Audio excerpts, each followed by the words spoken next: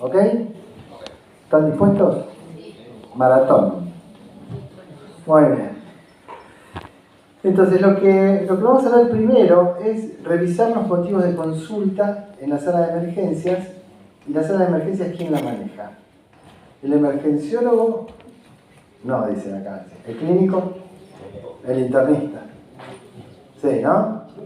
Entonces un poco la idea de esto es ver hasta dónde puede llegar el internista y dónde y cuándo tiene que aparecer el especialista. Entonces, el tema principal, el motivo de consulta que más estrés genera, y díganme si no, es cómo diferenciar si un dolor de cabeza es importante o no es importante. ¿Qué les parece a ustedes? ¿Coinciden? Es un tema frecuente.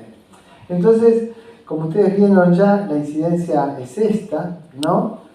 Y básicamente, el primer punto que nos va a permitir orientarnos y hacer una primera separación, un primer triage, es la anamnesis, ¿no? Tenemos que diferenciar las cefaleas en estallido, que son las que van a ser más peligrosas, de las otras cefaleas. ¿Y cuáles son las causas de las cefaleas en estallido? Principalmente la hemorragia subaracnoidea, la disección arterial o aneurismática, la trombosis de un aneurisma no roto, la hemorragia subaracnoidea por una malformación cervical, la cefalea primaria en estallido, la cefalea que aparece con la tos, la cefalea coital, que es una causa de cefalea difícil de abordar. Yo sé que muchos se ríen. Ahí dicen, ¿por qué? ¿Qué diferencia hay entre que sea preorgásmica o orgásmica? Los señores estaban haciendo lo suyo, ¿no? Pero vamos a ver que hay una sutileza. La cefalea preorgásmica en general es una cefalea en estallido benigna, y la cefalea orgásmica en general es una cefalea vinculada a la hemorragia subaracnoidea. Hasta el punto tal que los viejos clínicos tenían un axioma que decían: comunicante anterior, el aneurisma que se rompe al hacer el amor. Poético. Decir que no estuvo poético. Y la cefalea vinculada al ejercicio. ¿Cómo vamos a hacer la anamnesis? Básicamente nos vamos a promover... No. Con el cosito. ¿Dónde está el colmado? Sí, pero no me parece. Bueno, no importa. No importa. Vamos a ver tiempo, sitio, la descripción y los factores asociados. El tiempo, el comienzo. Brusco o no. La frecuencia. Cambia regularmente, tiene intervalo de dolor, siempre tuvo este dolor. La duración. Segundos, minutos, 2 horas o más de 2 horas. El sitio. Si lo puedes señalar con un dedo, es como el chiste del gallego. Dice, me tocó acá, me duele, me tocó acá, me duele, me tocó acá, me duele. Que tengo, doctor, fracturado el dedo. No es bueno, pero bueno. Para poner un poco un manto de piedad. La irradiación, si se va hacia el mismo lado, si está en un solo cráneo, en los dos semicráneos, todo el cráneo, si es un dolor superficial o profundo, la cualidad, si es pulsátil, si es opresivo, gravativo, punzante, explosivo. Son todas características que nos van a permitir orientar hacia uno u otro de los diagnósticos diferenciales de la cefalea. Si interrumpe las actividades de la vida diaria, si debe acostarse, si debe apagar la luz, si debe ponerse hielo, si tiene signos o síntomas asociados, fotofobia, sonofobia, y si hay factores asociados, precipitantes, agravantes o calmantes. En general, los factores precipitantes van a estar orientándonos hacia una migraña, y al igual que los factores calmantes. Bueno, en la sala de emergencias, fíjense que las estadísticas son diferentes. 57% de los pacientes no internados van a tener migraña, y en Estados Unidos hasta el 97% de las consultas por cefalea van a ser provocadas por la migraña. Entonces vamos al examen físico, y lo que vamos a ver es que si el paciente tiene cefalea, rigidez de nuca, Kernig y Brudzinski, ¿qué voy a pensar que tiene? bien, la doctora, la mejor de todas. Una hemorragia subaracnoidea, todos los demás dijeron meningitis. Vos una hemorragia subaracnoidea. Y lo bien que haces, porque es el principal diagnóstico diferencial de esto. La hemorragia subaracnoidea, meningitis, meningoencefalitis. Entonces, le hacemos la tomografía. Si en la tomografía computada no aparece ninguna lesión ocupante de espacio, no hay desviación de la línea media, punción lumbar y nos permite este diagnóstico. Muy bien. Yo les voy a contar una cosa. Cuando yo era esclavo del doctor Mercado, porque yo fui esclavo del doctor Mercado, lo que sé de medicina de verdad lo aprendí del doctor Mercado, año 1977, del 77 al 80, para el doctor Mercado. Imagínense todo lo que aprendí.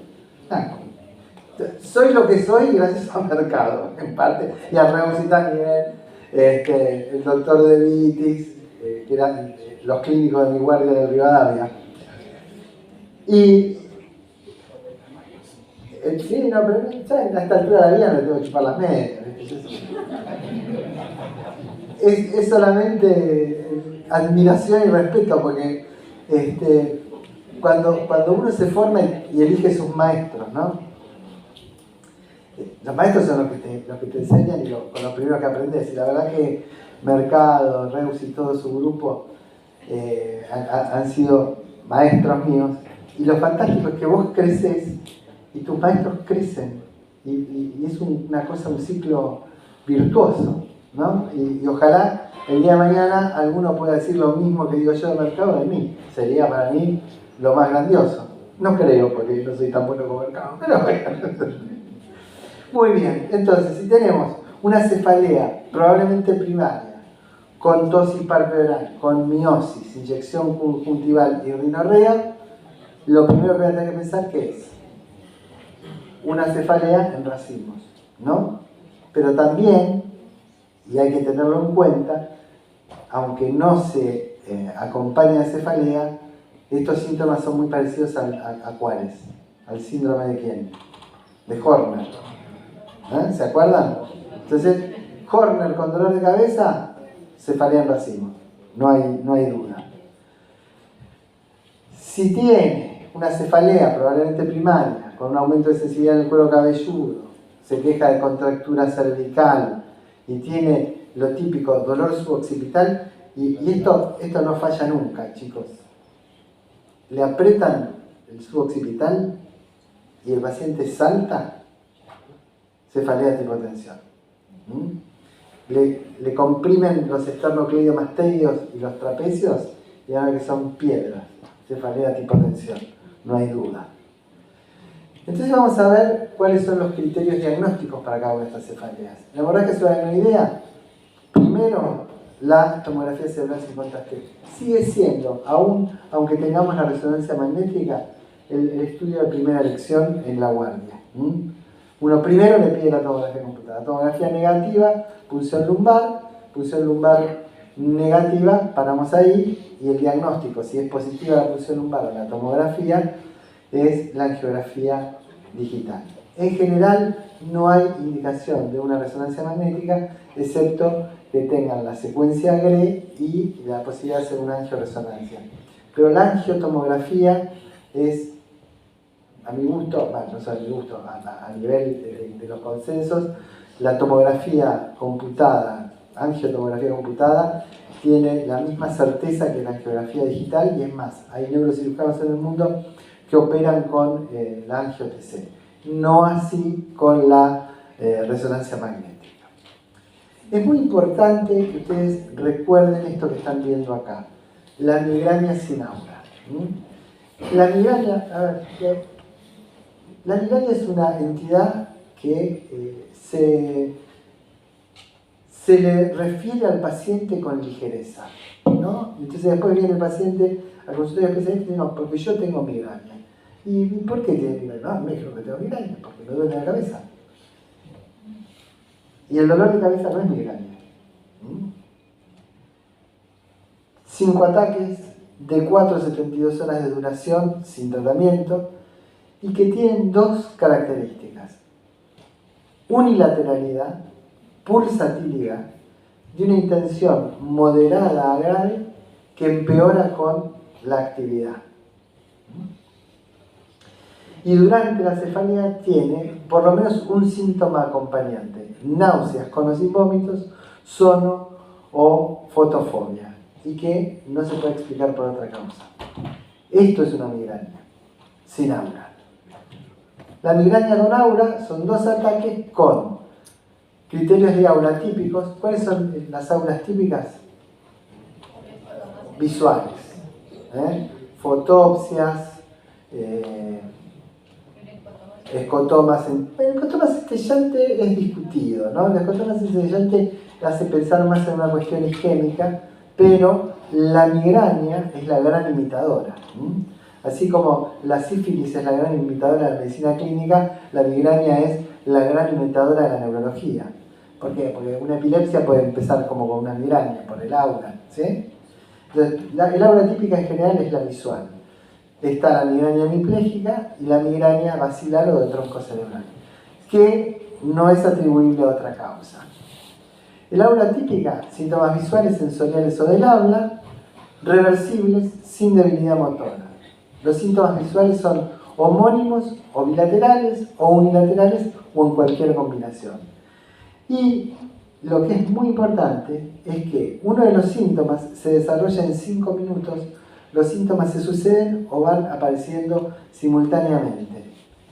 Y lo más claro, lo que le pone el sello, esto es una migraña con aura, es que a los 60 minutos aparece el dolor de cabeza. Aura con cefalea dentro de la primera hora es una migraña. Y lo mismo vale para la migraña de tipo basilar o migraña vestibular. Síntomas del sistema vertebrovascular, troncoencéfalo, cerebelo, lóbulos, ataxia, vértigos, acúfenos, diplopía, bueno, todo lo que ustedes saben. Alteración del estado de conciencia. Esto, más la cefalea, es una migraña basilar. ¿Por qué? Porque se abusa del diagnóstico de migraña basilar. Los otorrinolaringólogos y muchos kinesiólogos vestibulares, incluyendo a mi hermano, que es un capo, suelen abusar del diagnóstico de migraña basilar. Que a lo mejor está bien, pero yo prefiero ser más cuadrado. Es decir, esto es lo que tiene mi paciente. Y la cefalea de tipo tensión es la cefalea más común, la que tenemos casi todos, cuando estamos cansados, cuando salimos de la guardia.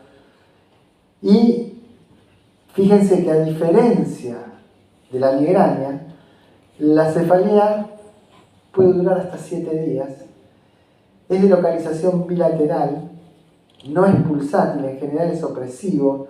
La descripción que ustedes tienen que preguntarle al paciente, eso lo aprendí, uno aprende de los pacientes. Yo le preguntaba, el dolor es opresivo, ¿sí? Y uno me dice, mire, es como si tuviera una vincha que me aprieta. Y esa sensación se repite en los pacientes. Cuando ustedes le preguntan, en vez de preguntarle a opresivo, ¿usted siente que lo aprietan con una vincha? Esa es la cualidad opresiva, presionante. La intensidad es de leve a moderada y no se agrava por la actividad física. No tiene náuseas, no tiene vómitos, no tiene fotosonofobia. Esto si no toma medicación. ¿Cuál es la medicación más popular para el dolor de cabeza? ¿Cuál? ¿Paracetamol? No, wrong. Migral, muy bien. ¿Migral compuesto? Ibupirac migra. Ergotamina, señor. Ahí está la cosa. Entonces, si toma todas esas cosas, en general, lo que va a tener va a ser las náuseas y los vómitos por sobreuso de medicación. Y la cefalea por sobreuso de medicación también es un diagnóstico diferencial dentro de las cefaleas tensionales. ¿Por qué los neurólogos no queremos a las ergotaminas? En realidad ustedes tampoco tendrían que querer mucho las ergotaminas. ¿Por qué? Vasoconstricción universal, ¿no es cierto? Entonces, las ergotaminas son las drogas preferidas de quiénes? De los cardiólogos. El cardiólogo no le da el Migral porque se equivoca, no, le da el Migral porque sabe que si toma mucho Migral va a tener un síndrome coronario agudo. Ah, ¿vieron? No lo pensaron. Piensa mal y acertar. Si me escucha el doctor Tajer viene y me pega acá, me excomulgo. Pero bueno, para que se queden con la idea, la ergotamina no es una buena droga. Y es una droga popular que prácticamente es de venta libre. Los pacientes la consiguen en el kiosco, ni siquiera tienen que ir a la farmacia. Así que tenerla en cuenta. Paciente con cefalea de tipo tensional que tiene náuseas y vómitos, preguntarle cuántos migrales ergotamínicos se tomó. La cefalea en racimo ya la definimos. Y la cefalea primaria en estallido es una cefalea que remeda una hemorragia subaracnoidea. Pero tiene que cumplir los B y el C. Aparición brusca, que llega a la máxima intensidad en el minuto, que dura entre 1 hora y 2 días, pero como máximo, y no vuelve a aparecer por tiempo y no puede ser atribuida a otra causa. Es decir, que el primer episodio de la cefalea en estallido va a terminar con tomografía y probablemente una punción lumbar. Es muy probable. Y está bien que así sea. Estaría mal que no fuera así. Porque es el primer diagnóstico diferencial que tenemos que dar. Entonces vamos a hacer un juego diagnóstico. En este escenario tenemos un paciente adulto con una cefalea severa, la peor de su vida, que tiene un comienzo agudo en estallido, signos neurológicos focales, vómitos o síncope. ¿Qué hacemos con este paciente? Tomografía. Muy bien. Tomografía sin contraste. ¿Estamos todos de acuerdo? Muy bien. Si la tomografía es negativa, no es concluyente o es de mala calidad, muy bien. Y si la PL es normal, al especialista. Pero lo sacas al paciente. El paciente se va tranquilo y ustedes quedan absolutamente tranquilos de que lo que hicieron está perfecto. No se les escapó nada. Nadie los va a perseguir, nadie les va a poder hacer un juicio, nadie les va a poder decir nada. Escenario 2. Paciente adulto con cefalea severa, con fiebre o rigidez de nuca. ¿Qué hacemos ahí? ¿Tomografía? Sí, señor. ¿Y? Muy bien. Pero sí, solo si la tomografía no muestra lesiones ocupantes falsas. Después vamos a ver que a este cocido que estamos haciendo le falta condimento. Y en la próxima charla vamos a ver que ustedes, con un simple elemento en sus manos, cambian la historia. Ahora maté con eso. Muy bien. Escenario 3. Paciente adulto que ingresa con cefalea de reciente comienzo, una cefalea persistente o que empeora progresivamente. ¿Qué hacemos con este? ¿Le hacemos tomografía o no? A ver, ¿cuántos piensan que sí? Levanten la mano. Sí, mira, uno solo piensa que sí. Tomografía. Rutina de laboratorio. Y a esa rutina de laboratorio tenemos que agregarle un eritro o una proteína C reactiva. ¿Por qué? Porque hay una entidad que es mucho más frecuente que lo que se diagnostica, que es la arteritis de la arteria temporal. Y si los test son negativos, consulta al neurólogo en 7 días. Y en el escenario 4, paciente adulto que tiene historia de cefaleas, que se queja de dolor similar en términos de intensidad, duración y síntomas asociados. ¿Qué hacemos con este señor? ¿Tomografía? ¿Tomografía no? Muy bien, no hace falta. Este paciente no hace falta porque no cambió la cefalea, porque tiene una historia. Por eso la importancia de la anamnesis, ¿no? El examen clínico neurológico de laboratorio de rutina, si todo es negativo, se le da el alta con medicación sintomática y recomendaciones y sugiere su consulta con un neurólogo o un centro de cefalea. ¿Cuál es el mejor analgésico para darle a este paciente? ¿Quién dijo? Yo lo escuché por ahí, fuerte. Muy bien. Ketorolac. ¿Y en qué vía? ¿Por qué eso está mal? No, sublingual. Sublingual, la sublingual es la mejor vía. A los 7 minutos ya tenés droga activa en pico en la sangre. Es lo mismo que tiene un delay de 3 minutos respecto a la intravenosa. Así que el ketorolac sublingual, una excelente alternativa, ¿cómo te va? Una excelente alternativa para la cefalea que el paciente ya se tomó sus cosas y no está mal. Muy bien. ¿Cuál es el tratamiento inicial? En la hemorragia subaracnoidea, esto, hicieron el diagnóstico en la guardia y lo van a pasar al piso, a terapia, lo que sea, se va a quedar 3 horas, 6 horas en la guardia, le empiezan la nimodipina. La nimodipina es la única droga que ha demostrado cambiar la historia natural de la hemorragia subaracnoidea. Porque, muy bien, quería escuchar eso. No sé quién lo dijo, pero fue vasodilatador. Era bien centroamericano, caribeño. Estoy seguro que fue un colombiano o el negro que está ahí. Muy bien, ¿cómo es tu nombre? Yaito. ¿Cómo es? Yaito. Me mataste. Yaito. Jair. Muy bien. Jair dice por el efecto vasodilatador. Y no es así. No es así. Y es bueno que ustedes recuerden que no es así. Porque la nimodipina se tiene que administrar dentro de las primeras 48 horas de la hemorragia subaracnoidea. A lo sumo, hasta el tercer día. Pero, ¿por qué no administrarla después del tercer día? Porque pasa lo que decía Jair, es vasodilatador. Pero antes del tercer día es un bloqueante de los canales de calcio y lo que nos va a hacer es neuroprotección. La nimodipina es la única droga que ha demostrado que en la hemorragia subaracnoidea provoca neuroprotección. Evita el déficit isquémico secundario por el vasoespasmo. Es decir, no actúa sobre el vasoespasmo, Jair. No lo dilata, no dilata la arteria. Tu criterio de pensamiento estaba bueno, pero ahora ya sabéis que no es así.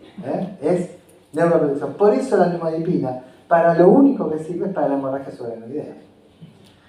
Todo lo que usan para el deterioro cognitivo, la nimodipina con la citicolina, la nimodipina con memantina, no sirve para nada.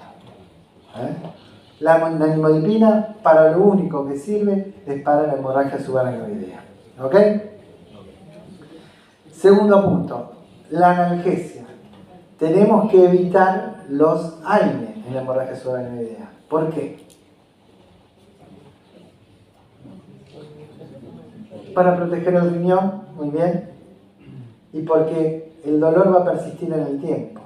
Entonces, tenemos que buscar una droga lo menos tóxica posible. El paracetamol es buenísimo, pero el paracetamol es como caramelo de menta. El caramelo de menta sirve para todo, te saca el gusto al cigarrillo para que no te descubra tu mamá cuando era joven, te saca el olor al alcohol para que no te descubra tu esposa. Es difícil. Casi imposible que la mía no me descubra. Y el paracetamol sirve para todo y no sirve para nada. El paracetamol solo no es un buen analgésico, la dosis es la de 1 gramo, pero hay que asociarlo con un opioide. Y a mi gusto, el mejor analgésico para la hemorragia subaracnoidea es la combinación de paracetamol y codeína. ¿Por qué? Porque es una asociación que provoca muy baja dependencia y que tiene una buena efectividad que se puede dar por la vía oral y que, a diferencia de los AINES tradicionales, no actúa sobre la cascada del óxido nítrico, que bueno, si ustedes lo recuerdan, es uno de los causantes del déficit isquémico tardío y de la vasoconstricción. La angiografía cerebral, la consulta neuroquirúrgica y, en caso de deterioro neurológico, la sistemática ABCDE. ¿Ok? Infecciones. Meningitis purulenta, antibiótico terapia empírica inicial, ceftriaxona con ampicilina en caso de sospecha de listeria, recordar los corticoides durante 5 días y suspenderlos bruscamente, en caso de deterioro, ABCD. La meningitis a líquido claro, aciclovir hasta que venga la PCR negativa para herpes o ganciclovir. Y en el caso del absceso cerebral, ceftriaxona con metronidazol y consulta neuroquirúrgica. La migraña es un animal rebelde, animal difícil de manejar la migraña. Y cuando el paciente tiene una migraña que no mejora, podemos entrar en lo que se llama un estatus migrañoso. Y el estatus migrañoso, o la migraña moderada con náuseas y vómitos frecuentes, va a requerir que ese paciente quede en la guardia, internado, y que le demos metoclopramida o clorpromazina. ¿Qué virtud tiene la metoclopramida y la clorpromazina, además del efecto antiemético? Tiene un efecto sedante. Recuerden que tanto la metoclopramida como la clorpromazina son neurolépticos. Y que uno se olvida que son neurolépticos, que pueden provocar reacciones adversas. Y esto hasta que no les pasa no lo recuerdan, pero ténganlo presente. La metoclopramida, y sobre todo en los niños, puede provocar disquinesia. Diclofenac, 75 miligramos intramuscular, en infusión continua de 150 miligramos, y si persiste a los 30 minutos, sumatriptan no hay en Argentina nasal, 6 miligramos subcutáneo. La migraña severa cumple con los 5 puntos anteriores, pero el dolor persiste a los 30 minutos.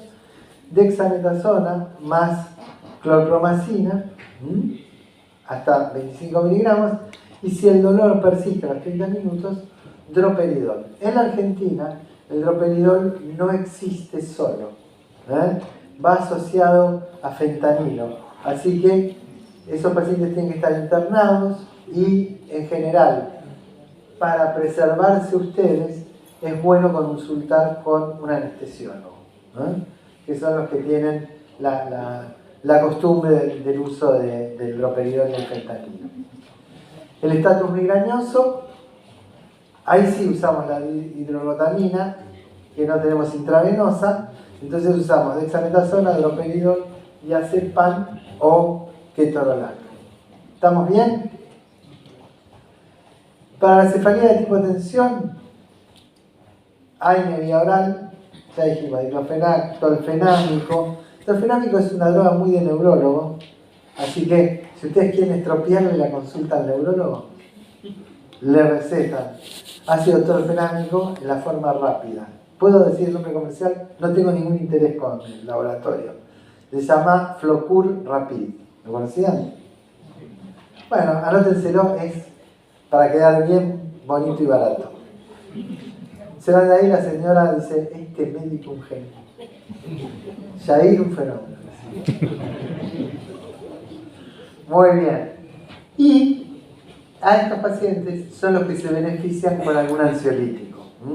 En general uno no usa ansiolíticos en las cefaleas, pero en estos pacientes un ansiolítico, 1 miligramo de clonazepam o el diazepam por la noche, realmente son buenos coadyuvantes. Y el mejor de todos, no lo puse en el slide porque uno siempre se preserva, guarda lo mejor para sí, pero lo mejor para la cefalea de tipo tensión, que tiene más de 10 episodios en el mes, ¿saben qué es? A ver si alguno lo dice. Nadie la conoce, cuando se lo digan así de eso. Amitriptilina. ¿Vieron? ¿Qué iba a decir? Eso. Amitriptilina, entre 10 y 150 miligramos es la dosis extraordinaria para la cefalea de tipo tensión. Si ustedes tienen alguna duda si el paciente tiene una cefalea de tipo tensión, un test rápido, máscara con reservorio, y se acuerdan del COVID, oxígeno al 100%. Si el dolor disminuye un 50%, A los 15 minutos siguen con eso hasta que desaparezca. Acá sí es un matriptán subcutáneo y si no calma, como no tenemos hidrogotamina, dexametasona o indometacina, 50 miligramos intramuscular o intravenoso. Los criterios de internación. Todas las cefalías secundarias deben ser internadas. La hemorragia subaracnoidea debe ser internada en unidades de cuidados intensivos o intermedios.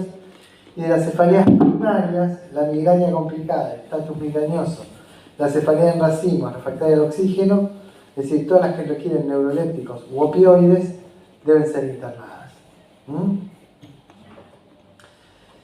Segundo problema de la guardia, convulsión. ¿Cómo definimos la convulsión? Como una desorganización eléctrica cerebral con o sin repercusión clínica.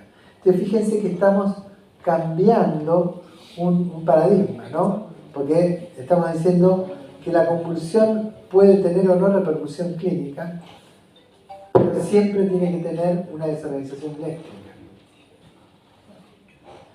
Puede ser tónico, tónica clónica, tónica, ausencia típica o atípica.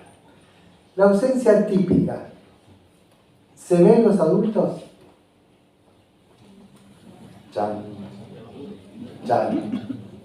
No. Por definición, la ausencia es la de los niños.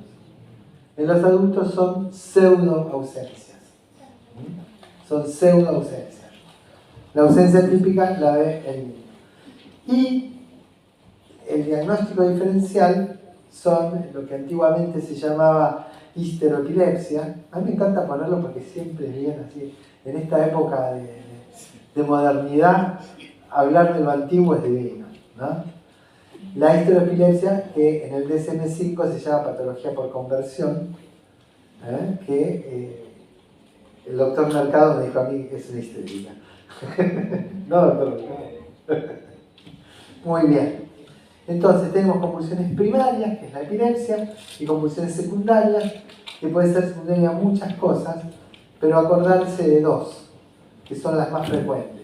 Las drogas por sobreuso o por abstinencia y las drogas de abuso. Y dentro de las drogas de abuso, dos a tener en cuenta. Los NMDA y la cocaína. El éxtasis y la cocaína. Difícilmente veamos a alguien con LSD en estas épocas. Pero algunos se pueden pegar con psilocibina, ¿no? La evaluación en la ABCD, las medidas de protección, y el tratamiento inicial no es negociable. Anteojos, Lucky Strike, ¿cómo es tu nombre? ¿Vos? Sí. Mario. De vuelta. ¿Qué usamos? ¿El sublingual o el intravenoso? No, en la convulsión inicial se usa endovenoso. No, señor. Estatus convulsivo, pero acá estamos hablando de un señor que tiene una convulsión. Si está convulsivando, vía diazepam intravenoso. Si no está convulsivando, ahí sí le puedes poner sublingual. Y ganas tiempo. ¿Cuánto dura aproximadamente una convulsión? Puede durar de 5 minutos a 40 minutos o más. No, señor. No, señor. Vos ahí me estás definiendo el estatus epiléptico. Exactamente. La convulsión puede durar entre 1 y 2 minutos, como un máximo de 5 minutos, pero seguido de un periodo positáneo. En general se llama, es un periodo de confusión en el cual la persona tarda en recuperar la conciencia. Muy bien. Entonces, se le puede hacer el lorazepam 1 miligramo sublingual, 4 miligramos intravenosos, o diazepam 10 miligramos intrarrectal. Y te van a decir, ¿por qué no diazepam intravenoso o diazepam intramuscular? ¿Por qué no? El diazepam intravenoso, si no tengo otra cosa, bueno, lo uso, pero tenemos que tener en cuenta que pasado en bolo, el diazepam provoca depresión respiratoria, ¿sí? Y el diazepam intramuscular tiene una absorción absolutamente errática. No se sabe cuánto se absorbe, y menos si es de marcas ignotas, ¿no? El diazepam de marcas ignotas, todavía peor. En cambio, el diazepam intrarrectal, el supositorio, es la droga de elección para los niños, a los cuales es difícil ponerle una vía. Entonces el niño con una convulsión subinstante, el diazepam intrarrectal. Acuérdense. Y habitualmente lo que se hace en todas las guardias es la carga de fenitoína. Después vamos a discutir si esto está bien o está mal. Bueno, básicamente lo que decía, ¿cómo era? Me olvidé tu nombre. Mario. Esto es lo que Mario sabe más. Y lo sabe bien Mario. Es el estado de mal epiléptico. ¿Que cómo lo definimos? Como dijo Mario. Convulsión continua o convulsiones recurrentes, que duran un tiempo suficiente. ¿Cuánto es el tiempo suficiente? 5 minutos para Bailix, 20 minutos para Lowenstein y 30 minutos para Silver y Waterhouse. Entonces, como ven, tenemos que entre 5 y 30 minutos es el paciente que tiene altas chances de tener un estatus epiléptico. Pero siempre y cuando no se produzca la recuperación de la conciencia. Si el paciente recupera la conciencia entre episodios, ya no es un estado epiléptico. ¿Qué es la recuperación de la conciencia? El estado posictal. Muy bien. Tenemos la fase premonitoria, que esto se ve en los pacientes epilépticos, que tienen una serie de síntomas y signos que ellos y sus familiares ya conocen. Un estado temprano, que son los primeros 30 minutos del inicio de las convulsiones. Un estado epiléptico establecido, cuando las convulsiones duran más de 30 minutos. Y un estado epiléptico refractario, que es el que las convulsiones duran de 60 a 90 minutos y no responden a los fármacos de primera y segunda línea. ¿Coincidís? Coincide. ¿Ves que sabía? Esta la tenías clara, Y ahora, mirá, esto es de enano maldito. Es de enano maldito. Tenés todos los anticonvulsivantes que quieras, ¿no? ¿Cuál es el de primera elección para vos? Inicialmente, si el paciente lleva 5 minutos convulsionando, la primera elección es lorazepam. Pues ya lo vimos, pero ese no es el estatus. ¿Por eso se refiere a un estatus? ¿Un estatus? Bueno, también tenemos lorazepam, tenemos levetiracetam, tenemos el ácido valproico y tenemos también en casos más severos el tiopental. Acá a la derecha, la de agua azul. ¿Cuál es? Usar carga y mantenimiento de levetiracetam. Muy bien. Todas las guías, ¿cómo estás? Todas las guías dicen fenitoína primero. El levetiracetam no está aprobado para el estatus epiléptico. ¿Sabían eso? Desgraciadamente es así. Entonces, para el estatus epiléptico, la droga de primera elección es primero el lorazepam, después la fenitoína. Bueno, ya lo vamos a ver después. El estado de mal epiléptico puede ser convulsivo o no convulsivo. Y el estado refractario, que es lo que hemos dicho. Muy bien. Entonces, estado epiléptico. Ustedes lo van viendo. Se quedó. Esto de pasar de una computadora a otra te mata. Bueno, fíjense que la carga de fenitoína y el lorazepam son las únicas evidencias clase 1 para el... A ver. No va, por eso. Bueno, no importa. Clase 1. Midazolam clase 3, Propofol clase 3, barbitúricos clase 3. Levetiracetam, Vivaracetam, lacosamida no están tipificados en las guías. Entonces fíjense que en general yo personalmente, yo les digo, yo prefiero usar el levetiracetam que fenitoína, sin lugar a dudas. Pero no puedo decirles a ustedes que es la droga de primera elección, porque todavía no hay evidencia suficiente para decir que el levetiracetam es superior a fenitoína, excepto en la hemorragia subaracnoidea. En la hemorragia subaracnoidea sí es superior. Bueno, después tenemos el paciente que viene con foco motor. Y acá, ¿de qué nos disfrazamos? Lo primero que tenemos que descartar no es el tumor. ¿Sobre qué podemos actuar hoy nosotros en la emergencia? Muy bien. ¿Y qué le van a dar a la ACV? Trombolíticos. Muy bien. ¿Tu nombre? Andrea. Andrea estudió todo. Pero ahora van a ver cómo docente castiga a alumna brillante.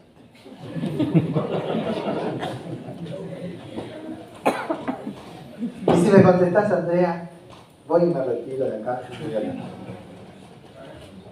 ¿Existe alguna droga que no sean los fibrinolíticos, que no sean el cateterismo superselectivo y la trombolisis con, ¿cómo se llama? Los TEN retrievals? ¿Existe? ¿Conoces? ¿La streptokinasa? No, streptokinasa mata gente. Esa ya, 1995 se decía que no servía.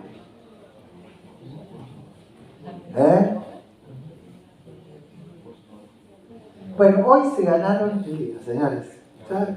Les digo esto, se pueden ir. Hay una droga, se llama cerebrolicin, en realidad no es una droga, es un conjunto de factores neurotróficos que tiene 3 estudios, 2 de ellos, 3 estudios aleatorizados placebo controlados, en 2 de los cuales, el CARS-1 y el CARS-2, demuestra que disminuye significativamente el foco motor y la afasia a los 90 días de la ACV. La droga está aprobada por la ANMAT para esa indicación. El nombre comercial es Renascence. En esto sí tengo que decirles que tengo conflicto de interés porque yo soy speaker del laboratorio Richmond, pero la verdad es que independientemente de eso, la fundamentación científica es muy dura a tal punto que está recomendada en las guías europeas de ACV, de la EANS, está recomendada en las guías austríacas, en las guías alemanas, canadienses y polacas, como droga de primera elección. ¿Está recomendada por el gobierno de la Ciudad de Buenos Aires? No. ¿Por qué? Muy bien, señores. No, es que dije, no, de ninguna manera, yo soy el director del Hospital Fernández, ¿cómo voy a decir eso? No está reconocida porque el gobierno de la Ciudad de Buenos Aires es más importante que la EANS y dice que la evidencia no es suficiente. Bueno, estamos peleándonos. Pero sepan ustedes que esta alternativa existe, que está disponible, que comercialmente está disponible, que cuesta la mitad de lo que cuestan los fibrinolíticos y que se puede y se debe usar con los fibrinolíticos. Se puede y se debe. El laboratorio Behringer, que es el que fabrica y comercializa el Ateplace, tiene una iniciativa que se llama Iniciativa Angels, que es para promover la atención rápida de los pacientes con ACV, en la cual dice que es correcto, en Europa lo dice, acá en Argentina todavía no, dice que es correcto asociar el Ateplace con cerebrolicin. Así que ténganlo en cuenta. Después, si nos queda tiempo, les cuento cómo y por qué y para qué sirve esto. Muy bien. Hecha esta digresión, que la pensaba hacer mucho más tarde, los iba a sorprender, pero después los sorprendo, los iba sorprendiendo. Muy bien. Básicamente lo que nosotros tenemos que hacer es el juego de las 7D. Detección, despacho, transporte, ingreso, datos clínicos, decisión clínica y drogas. Esto, bueno, esto ustedes lo conocen, no vamos a estar mucho, pero lo que yo no quiero volver a ver es este chiste, ¿no? No hay necesidad de apurarse, solamente es una ACV. El doctor Mercado les puede decir que yo siempre tuve una especial predilección por los ACV y se va a acordar de una maldad que hacíamos. A ver, Jorge, si tu memoria no te falla. ¿Qué usábamos con Garber en los ACVs isquémicos agudos? No olvidé. Vincapan. Vincapan. ¿Te acuerdas? Alcaloides de la vinca. En esa época, los pedos se tiraban con onda. Así. Y nosotros íbamos y le poníamos el goteo con Vincapan y nos quedábamos tranquilos porque era una droga que le iba a proteger al paciente. El paciente no andaba bien, pero nosotros nos sentíamos fenómenos, ¿no es cierto? Por lo menos habíamos hecho algo. Hoy eso no existe. Hoy tenemos cosas concretas. Trombectomía mecánica, trombolisis intravenosa y cerebrolísida. Escala del NIH. A ver, ¿cuántos de ustedes, levanten la mano pero de verdad, no me mientan? ¿Cuántos de ustedes tienen descargada la escala del NIH en su teléfono? Grande, Jair. ¿Eh?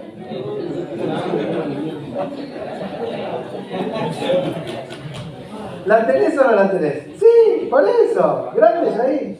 Yo no me llamo Yair, me llamo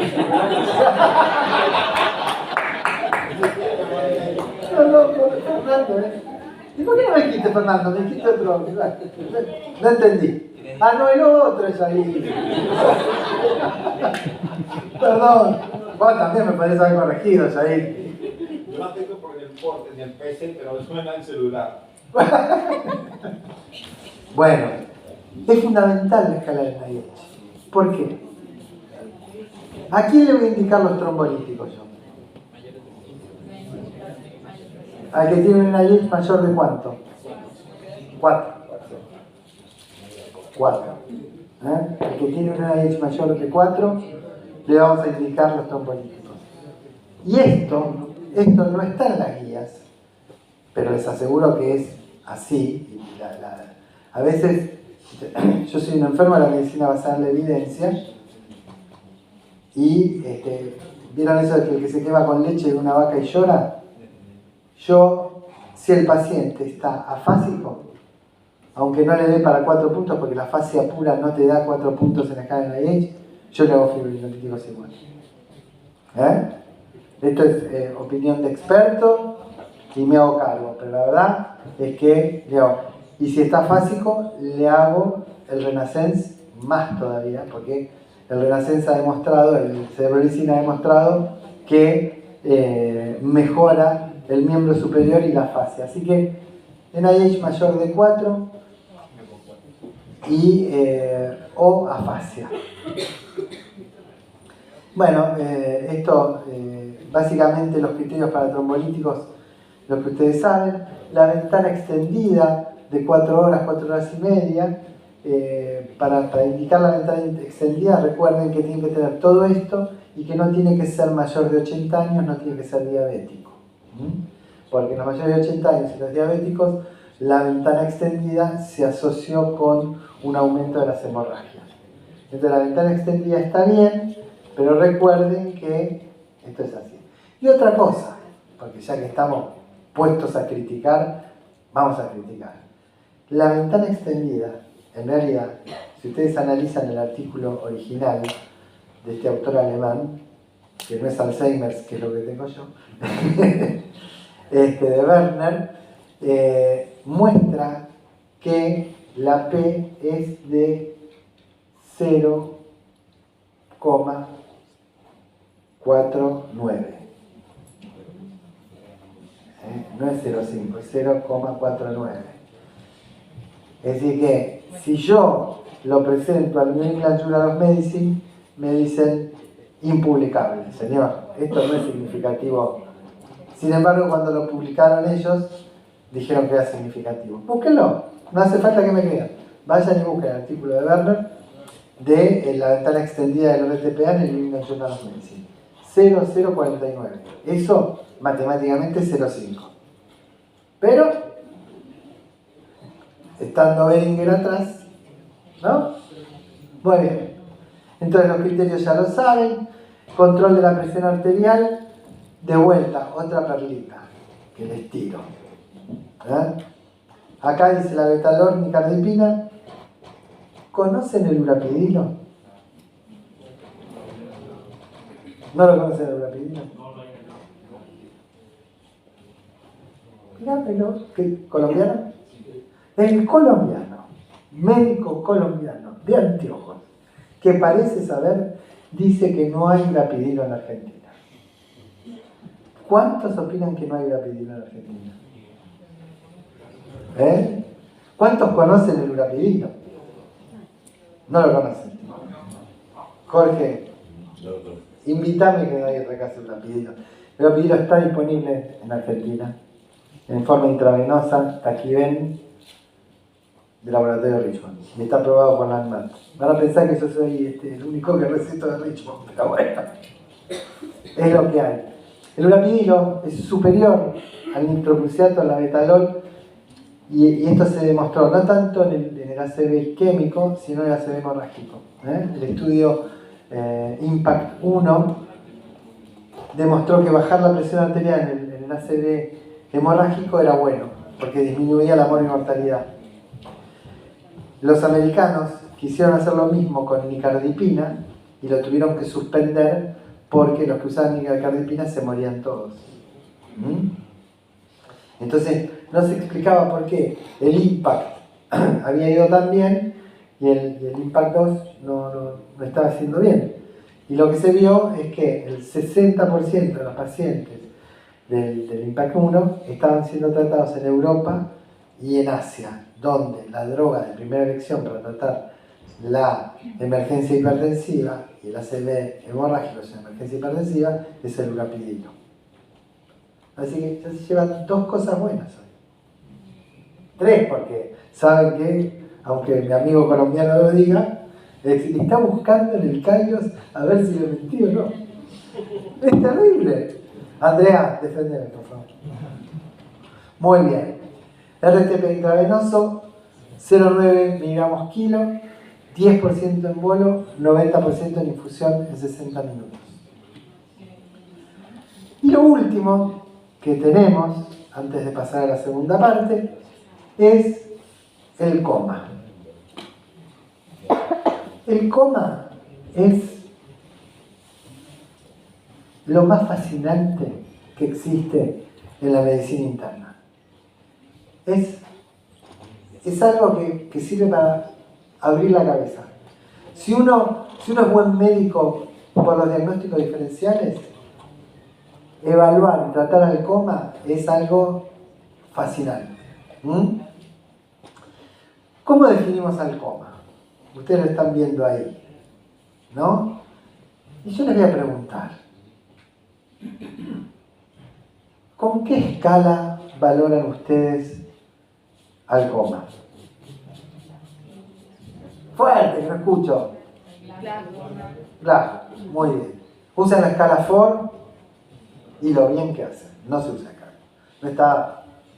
La más probada es la escala de Glasgow. Y les hago una pregunta. ¿Cuál es el estímulo doloroso que usan para la escala de Glasgow? Acá dicen... apretar el esternón. Muy bien. Acá, ¿tu nombre? Ángela. Ángela, ¿de dónde sos Ángela? De Venezuela. De Venezuela. En Venezuela usan el sistema... No puedo meterme en política, ya no se puede hacer ni chiste, ¿viste? Bueno, Apretar el esternón, frotar los nudillos contra el esternón. ¿Ustedes están de acuerdo que es un estímulo no doloroso bueno? No. Es mucho mejor ¿cuál? Retorcerle el pezón. Sí, acá la hinchada dice que sí, señores. A ver, vamos a hacerlo bien. Los que piensen que retorcer el pezón es un buen estímulo anticonceptivo, levanten la mano, a ver. Levanten sin miedo, señores. Está mal, está pésimo.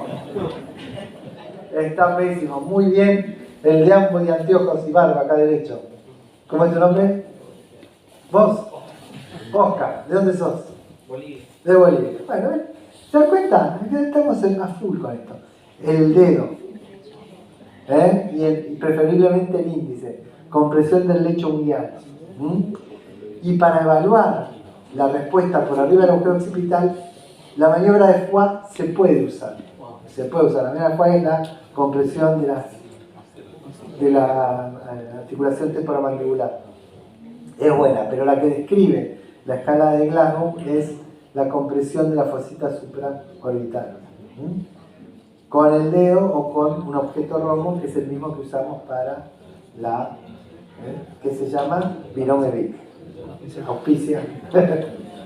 Muy bien, entonces ustedes se ríen, pero ustedes le hacen la escala de Glasgow frotándole los nudillos. ¿Dónde estaba la venezolana? Ahí.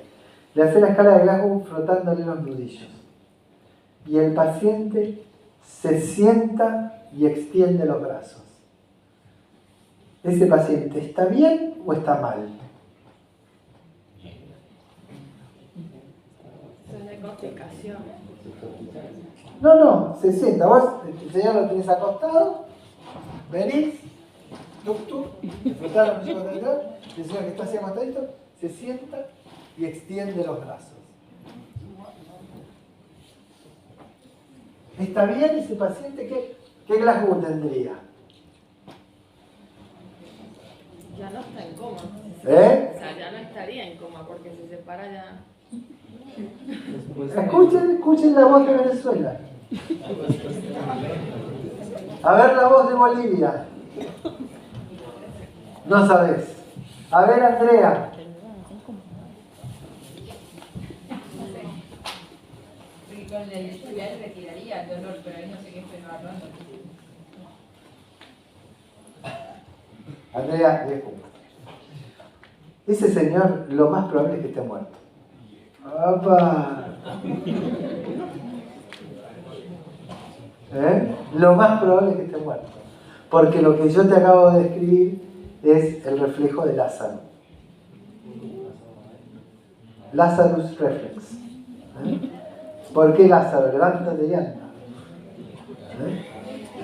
Y se ríen, pero es cierto.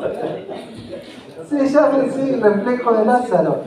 Es un reflejo en triple flexión medular. ¿Por qué no deben usarse ni el retorcimiento del pezón, ni el frotar los nudillos contra el esternón?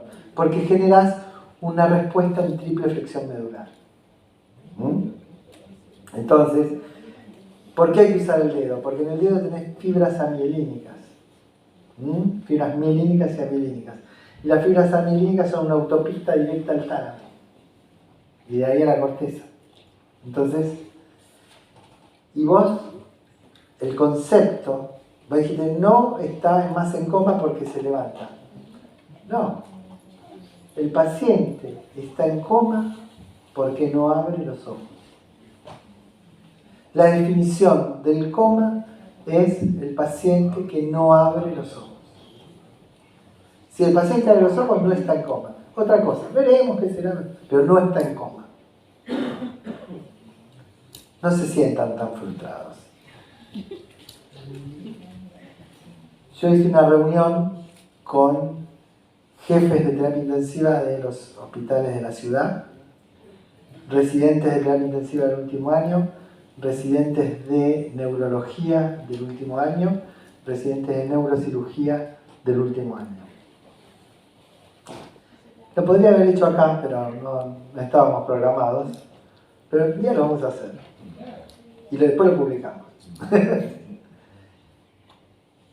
les pasé unos videos de la escala de coma de Glasgow. El 86% se equivocó en identificar el Glasgow 3. Y el 68% se equivocó en identificar el Glasgow 12. Por eso le digo que es fascinante el coma. El coma exige que uno sea un buen médico. El mejor médico es el que mejor evalúa el coma. Sobre todo en la medicina interna. Y en general, los que mejor evalúan el coma son los intensivistas.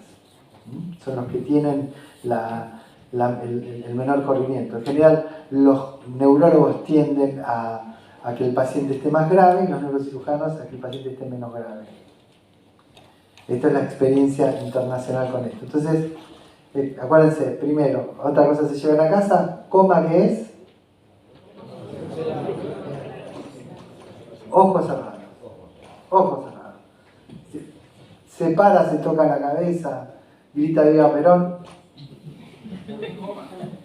No está en coma, está descerebrado. Es un problema. Entonces, no abre los ojos, está en coma. Bueno, ya mientras decíamos todas estas pavadas, ustedes ya vieron todo lo que hay que hacer con el coma. Pero quiero que se fijen una cosa. Acá dice DTC, cálculo de PPC. Esto, cuando yo lo escribí, fue hace, debe ser fácil 13 años que hice este algoritmo. Y lo fantástico es que fue tan innovador en su momento que hoy sigue teniendo vigencia. Y por eso me encanta ponerlo, y cada tanto así pasa esto que se cambió de computadora. Pero esto tiene vigencia. Y vamos a ir al DTC. ¿Qué significa DTC? Doppler transcranial. ¿Quién lo dijo?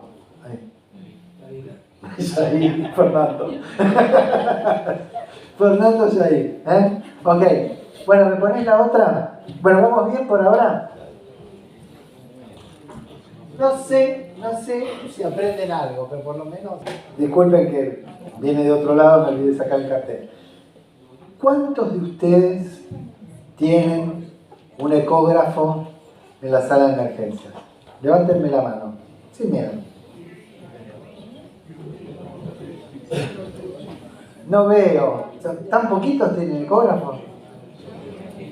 ¿Cuántos de ustedes saben hacer una ecografía?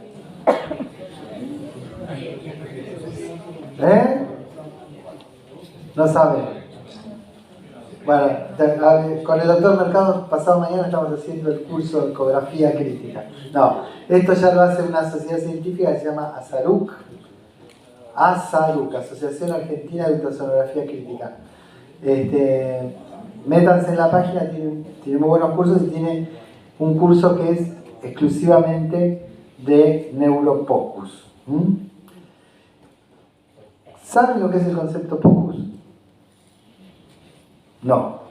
Bueno, estuve bien, Jorge. Pero lo que me está bien es que no funciona. ¿Te fijas qué pasa que no pasa? ¿Aprieto el mouse? No. Ah, ahí está, mira. Y apareció la flechita. Muy bien. Bueno, lo que vamos a hablar entonces hoy es del concepto POCUS y de la neurosonología, y les prometo que en media hora se van. ¿O es mucho? ¿Se bancan media hora? ¿Sí? Sí, pues media Fernández, no hay problema. Ahí hay lugar para todos, siempre hay lugar para uno más. Muy bien. ¿Qué significa POCUS? POCUS significa Point of Care Ultrasound. Y es una frase que no tiene traducción. Porque si yo digo ultrasonografía en el punto de cuidado, No estoy diciendo nada. No, mi amiga venezolana. Entonces, no tiene una buena traducción. El concepto de pocus se refiere al uso de la ultrasonografía por parte de un médico no especialista en radiología. Y es el uso de la ecografía portátil para problemas diagnósticos o terapéuticos. Entonces, por eso se llama POCUS. El POCUS es un examen para un propósito bien definido, que está relacionado con la mejora de los resultados del paciente.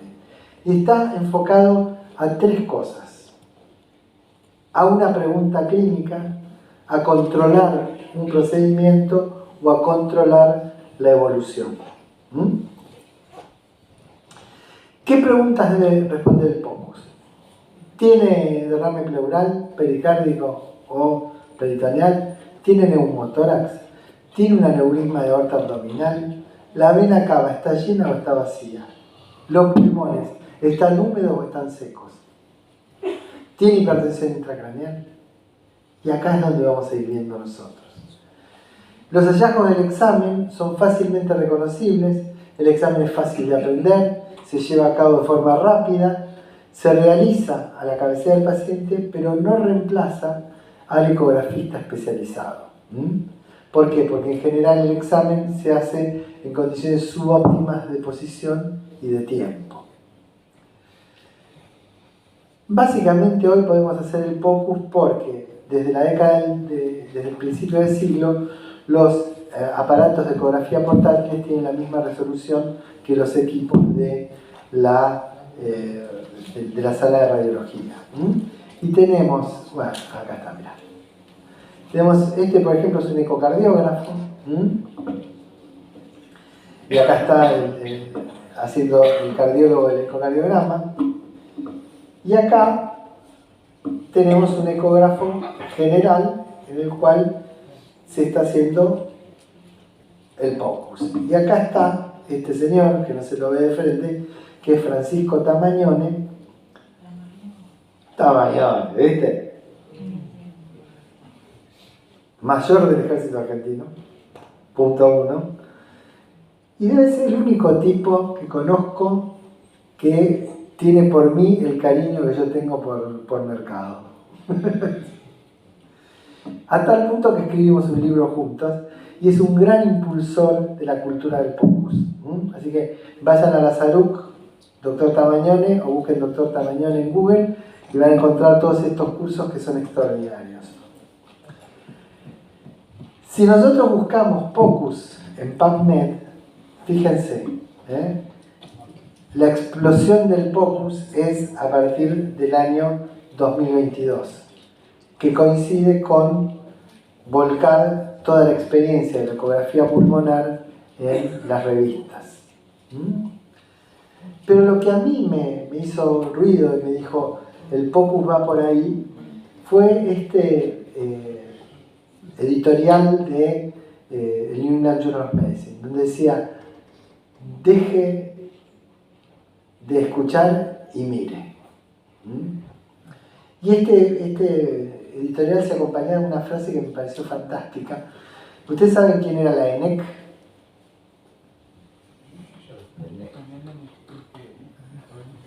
Sí, Martita.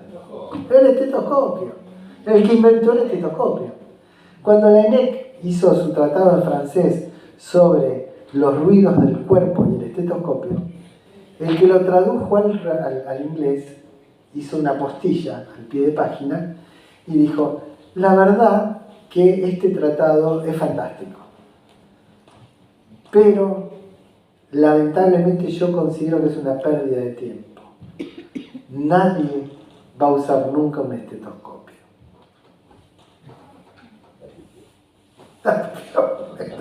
Un visionario, ¿no? ¿No? ¿Cuántos usan estetoscopio ustedes? Todos.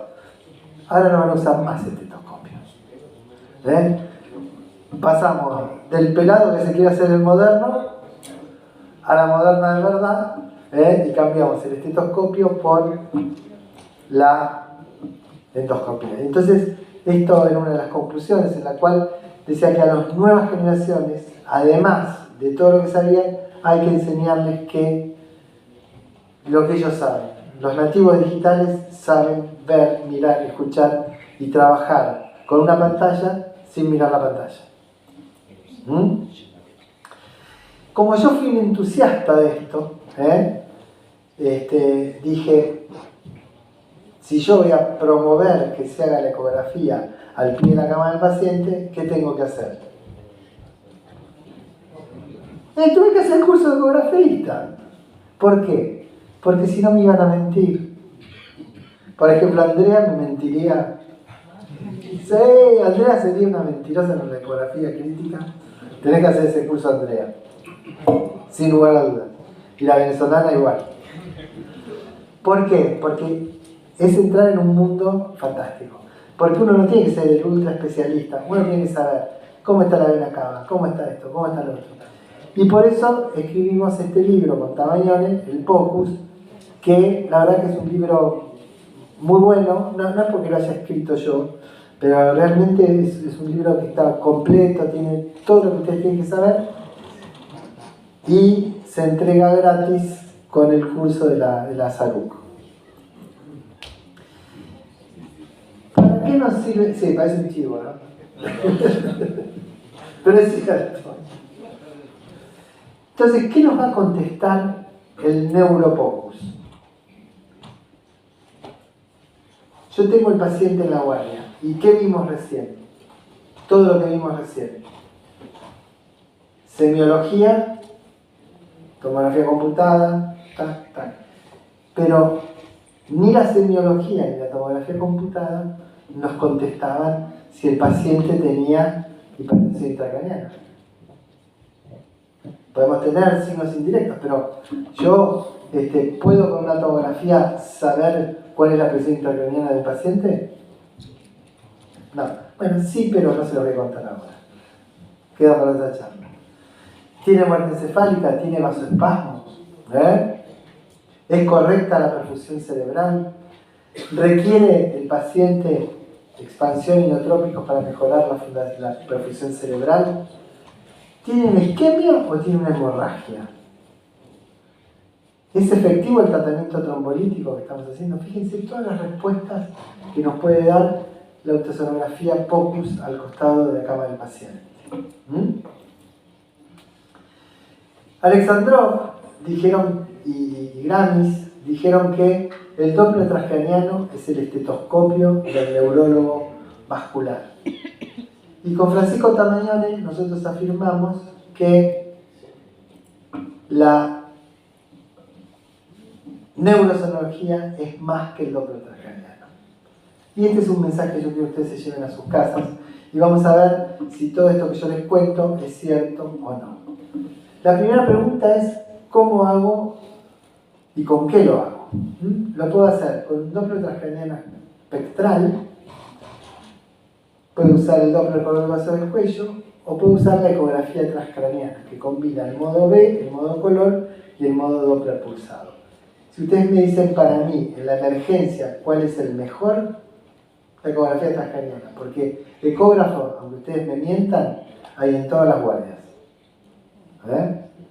Hay en todas las guardias. Que ustedes no lo sepan usar no significa que no esté. Y el que desarrolló la ecografía crítica, la ultrasonografía crítica, que fue el doctor Lichtenstein, ¿saben cómo aprendió? Solo. Iba a la noche, que estaba de guardia, se afanaba el ecógrafo de rayos, lo llevaba a la terapia intensiva y le pasaba el ecógrafo de los pies a la cabeza a todos los pacientes. Y así aprendió la ecografía cerebral, la pulmonar, sobre todo la pulmonar. Lichtenstein es la gran figura de la pandemia, olvidada, pero todos hoy hacemos ecografía pulmonar gracias a él. Así que pueden robarse el ecógrafo, pueden pedirse el de terapia y jugar y jugar y jugar. Esto es tiempo, culo, silla. Se anotan en un curso, agarran un libro y Los libros tienen todo. Esto es cuando yo trabajaba, miren, porque alguna vez trabajé. Y ahora es como trabajo menos en mi consultorio. Muy bien. Entonces, con los ecógrafos espectrales, la identificación de las arterias la hago en base al sonido. El Doppler es sonido. No nos importa tanto la forma, sino el sonido, la velocidad de flujo. Cada arteria tiene un modo de sonar característico.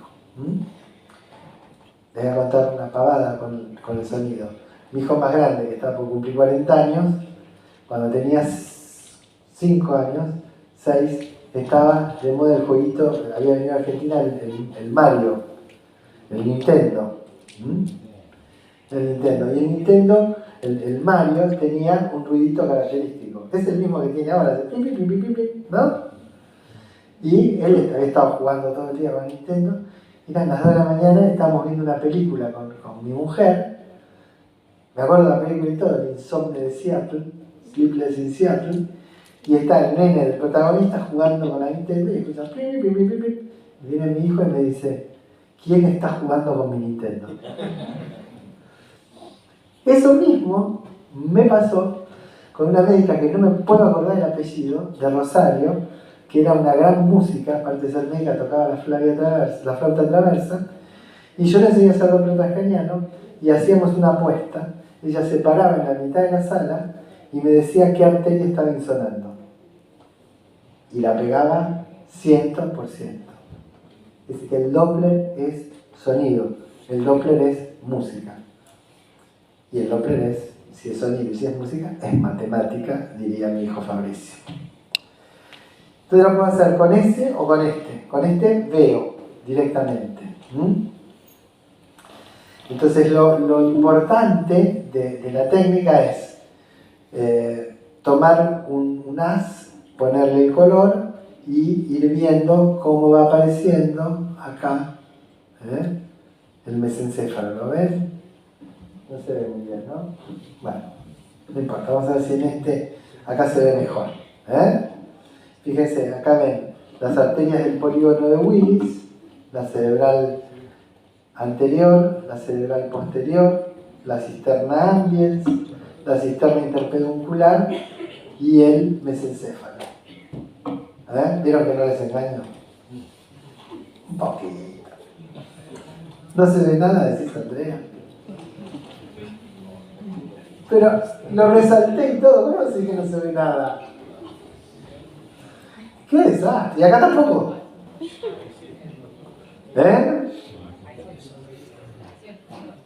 Acá se ve por qué los ingleses al polígono de Willis lo llaman círculo de Willis. Y se ven todas las arterias. Y esto se ve siempre. En el 20% que tiene mala ventana, no. Y ustedes ponen, fíjense, este es otro corte del polígono de Willis, ponen el medidor del ecógrafo. Esto se hace con el transductor de ecocardio, con el curvo, el convexo. Y la pregunta es, ¿cómo está la autorregulación? Entonces yo puedo hacer test de autorregulación. Presora, metabólica. ¿Tiene el paciente hipertensión intracraniana? ¿Cómo sé si el paciente tiene o no tiene hipertensión intracraniana? Nosotros analizamos 481 pacientes a los que se le hicieron Doppler transcraniano y de los cuales 290 tenían simultáneamente la medición de PIC y 22 tenían saturación yugular. En el 20% insonamos todas las arterias, que lo hicimos el doctor Lerman y yo, y en el 80% solamente las cerebrales medias de un lado y del otro. Y aparece un patrón característico de la hipertensión intracraniana, que es este, de la sístole bifásica, cae y la diástole arranca con la sístole, aumento del índice de pulsatilidad con disminución de la diástole, o la disociación entre sístole y diástole. básicamente se ven en todos los pacientes. Medición indirecta de la presión intracraniana.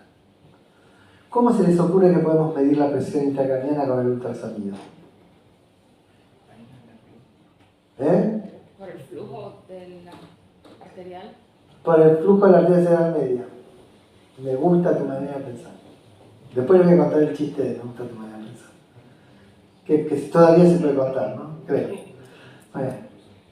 ¿Qué otro, Andrea? Jair, Fernando. Ni idea. Muy bien, colombiano. Extraordinario. La vaina del nervio óptico. Pero también tenía razón mi amiga de Venezuela. El índice de pulsatilidad, el doctor Bellner estableció una fórmula que permite calcular la presión intracraniana en base al índice de pulsatilidad, que básicamente es el aumento a la disminución de las velocidades diastólicas. Nosotros testeamos la fórmula de Bellner y la verdad es que nos dio muy parecida a la de él, con una R de 0,83. Es decir que medir la presión intracraniana en base al índice de pulsatilidad del Doppler transcraniano es útil. Pero sobre todo es útil para marcar una tendencia. Yo lo miro ahora, lo miro dentro de 15 minutos. Si acá el cálculo me daba, pongámosle que tenía 13 de pic, que a lo mejor le pongo un catéter y tiene 20 de pic, no importa. Ustedes ven que la correlación es bastante buena. Pero no importa, si tenía 13 y en el nuevo tiene 16, ¿yo qué tengo que pensar?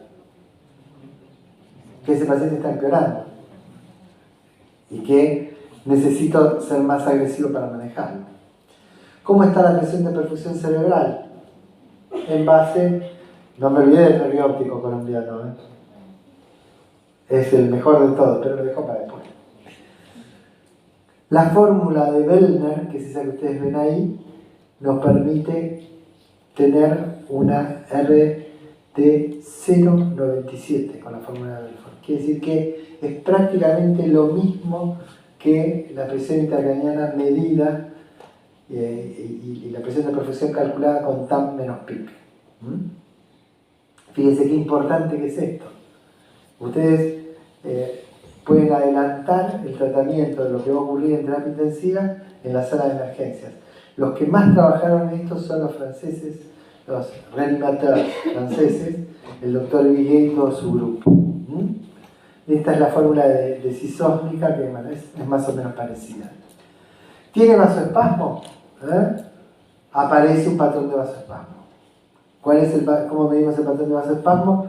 Con el índice de Lindergaard, que es la velocidad media en la arteria cerebral, en la arteria carótida interna ventral del cráneo, y la velocidad media de la cerebral media, que tiene que ser mayor de 3. A mayor índice de Lindergaard, mayor grado de vasoespasmo, mayor posibilidad de que aparezca síndrome del déficit isquémico tardío. ¿Ok? Y la verdad que ver el vasoespasmo y ver cómo se achica la arteria es extraordinario, y si ustedes lo siguen al paciente con la ecografía transcraniana lo pueden ir viendo. ¿Tiene muerte encefálica? Para esto la ultrasonografía es categórica. Clínica más ultrasonografía, 100% de certeza. No hay falsos positivos. Puede haber falsos negativos, pero no hay falsos positivos. Si el paciente no tiene flujo diastólico, tiene espiga pequeña o flujo reverberante y tiene clínica, está en muerte encefálica.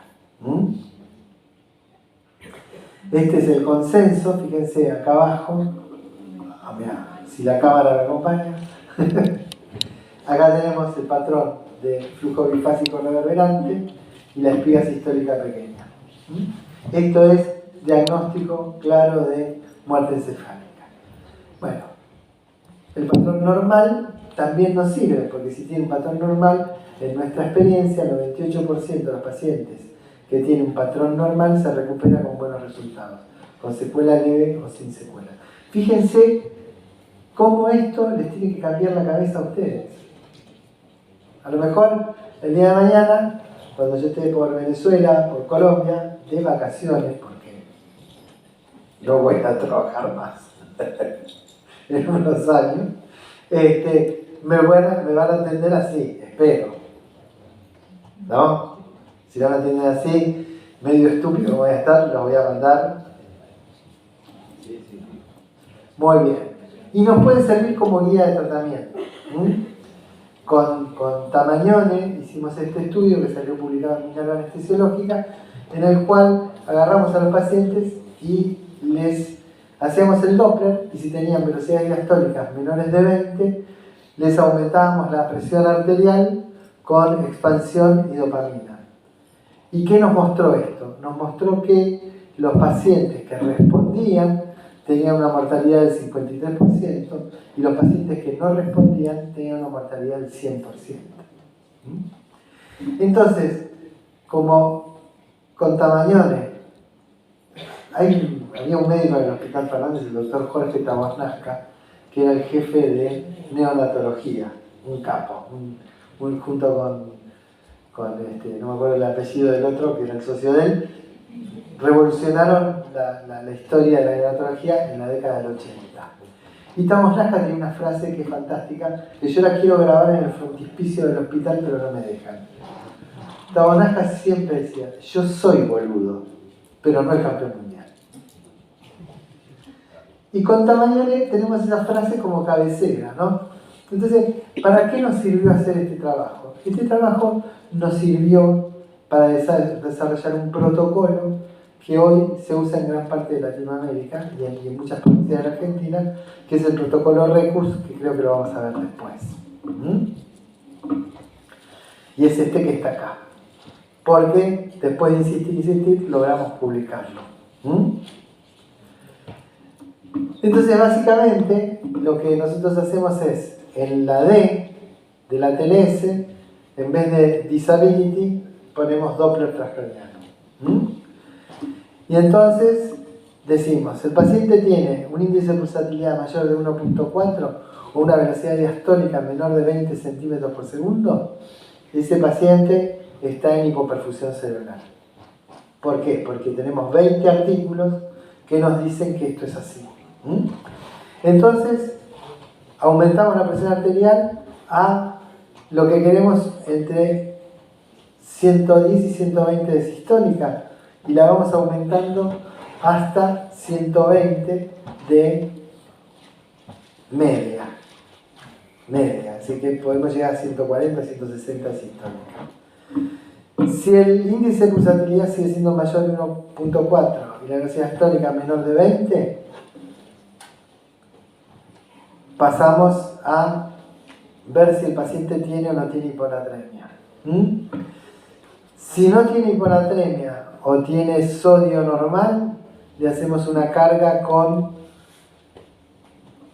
solución salina hipertónica al 3%.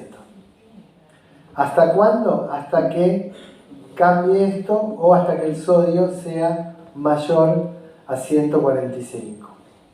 Cuando el sodio es mayor a 145, paramos con eso. Y si sigue igual, le hacemos manitol. Manitol en dosis altas, 0,7 gramos kilo. Y vemos.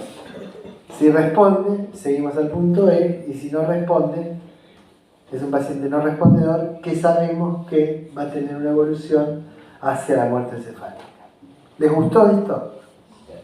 ¿Está piola? ¿Sí o no? Bueno, háganlo. Apréndanlo, es fácil. Esto es tiempo, culo, silla. Nada más. Entonces, el objetivo principal del protocolo RECUS es evitar la lesión secundaria, que es clave para mejorar la calidad de vida, sobre todo el traumatismo al cráneo. Por eso es importante contar con otros objetivos de la PPC. Y el RECUS se puede convertir en una herramienta que puede cambiar el futuro de los pacientes. Esto es lo que quiero que ustedes se lleven a casa, ¿no? Y especialmente en los países donde las distancias para encontrar hospitales de alta complejidad y los especialistas necesarios son considerables. Y no tenemos que ir muy lejos. No tiene que ser esto en el Hospital Fernández, lo puede hacer cualquiera. Pero tiene el neurocirujano a las 24 horas y todo lo demás. Isidro Casanova, Diego Corno, Paraje El Sobral. Son todos lugares donde hay un ecógrafo, muchas veces no saben usar el ecógrafo y se pueden salvar un montón de vidas. Hay un médico que no me acuerdo el apellido, de Pergamino, que hizo el curso POCUS. No es de Pergamino, de Pehuajó. De Pehuajó, donde no tienen tomógrafo, hizo el curso POCUS y es impresionante la sobrevida que tiene en traumatismo de cráneo grave, porque usa este esquema.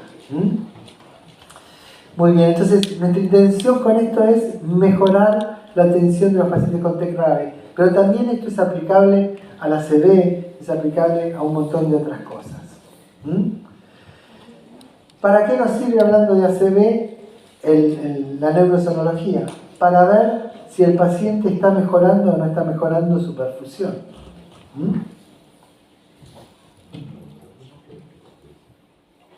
Entonces puede servir. Hay gente que está a favor, gente que está en contra. Las señales micropoicas las vamos a pasar rápido.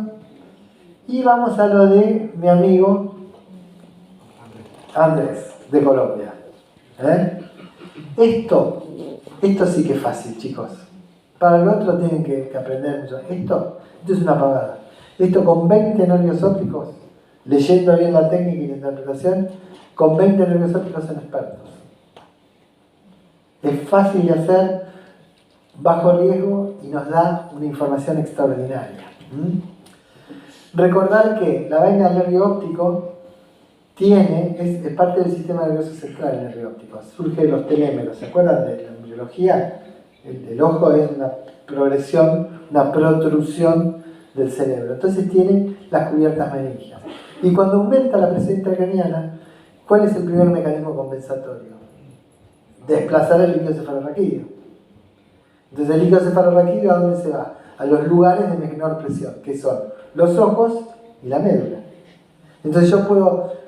¿por qué hinchábamos antes con la punción lumbar? Porque sabíamos cómo estaba la presión intracraniana y si tenía sangre o no tenía sangre. En cambio con esto también vamos a saber si tiene sangre, si no tiene sangre y cómo está la presión intracraniana. Como ustedes ven, es muy fácil de hacer.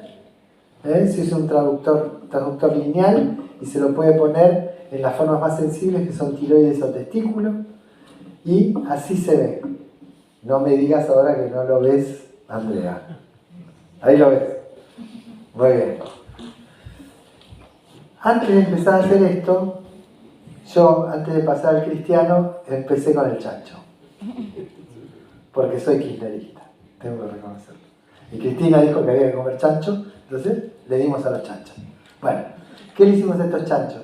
Le pusimos un catéter para medir la presión intracranial, le pusimos el Doppler transcraniano continuo, le pusimos un transductor transcutáneo de la presión de oxígeno cerebral y aparte le hicimos la ecografía de la vaina del nervio óptico. ¿Y qué fue lo que encontramos? Lo que encontramos fue que, si ustedes se fijan, hay una línea recta entre la presión intracraniana y el nervio óptico. A partir de 5 milímetros de nervio óptico, la presión intracraniana sube de 20 hacia las nubes, al infinito y más allá. ¿Qué es lo que vamos a ver? Para vos, Andrea, que sos una descreída. ¿Sabes qué te banco? Cristalino, humor vítreo. Y el humor vítreo lo vamos a ver, fácilmente lo vamos a ver porque es como los muñequitos esos de nieve de recuerdo de Constantinopla, que se mueven y sacan que cae la nieve. Así es el humor vítreo. Y después tenemos el nervio óptico. El nervio óptico que lo vamos a ver perfectamente como una imagen negra y la vaina del nervio óptico como los puntos al costado. ¿Ven?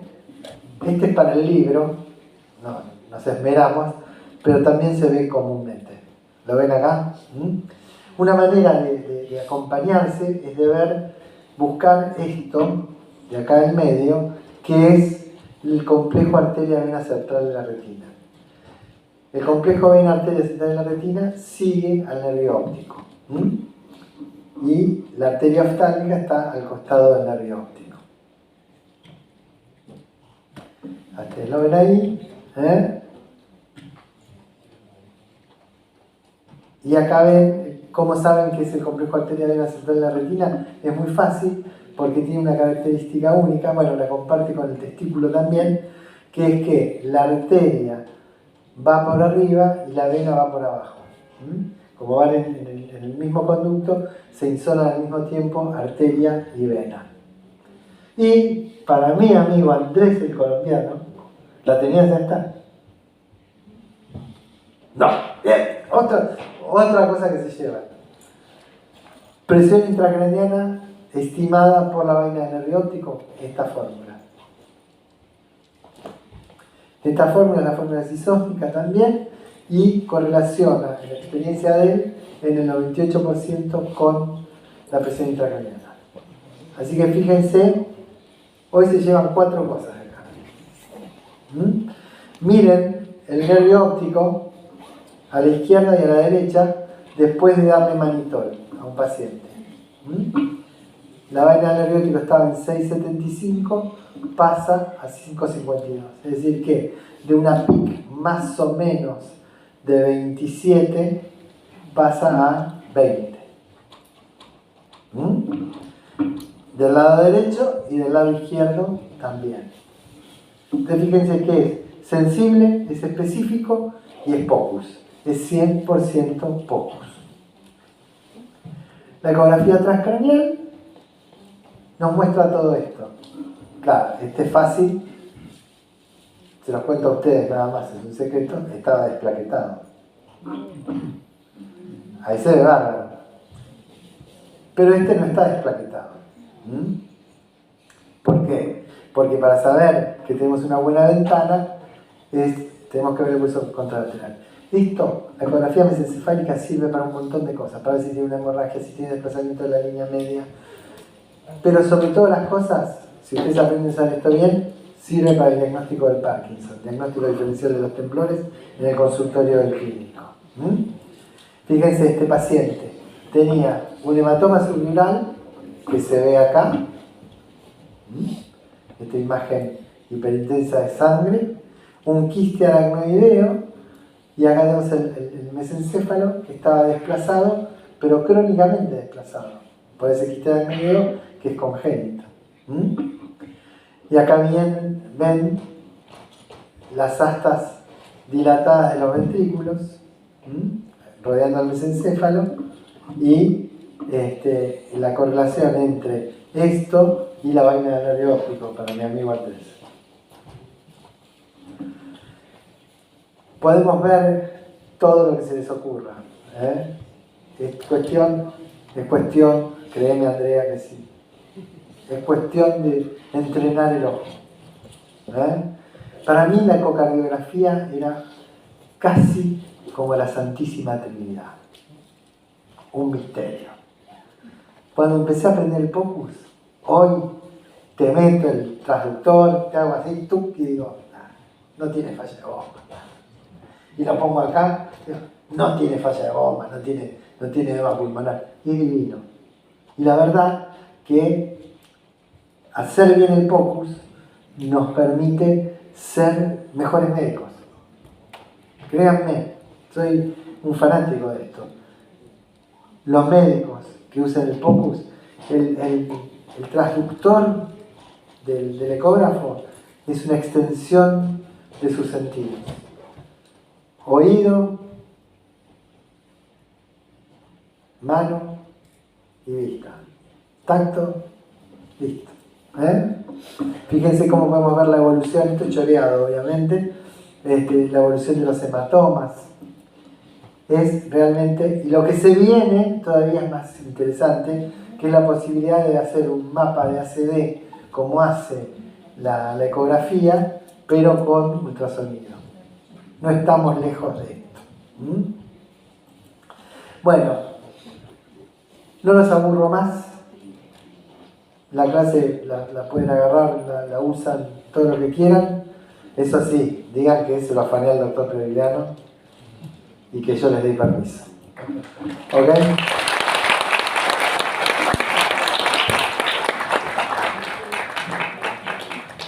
No se vaya que viene ahora la reunión científica. Yo me lo llevo a Peruviano porque ustedes se quedan en la reunión científica. Yo mataba. Sí.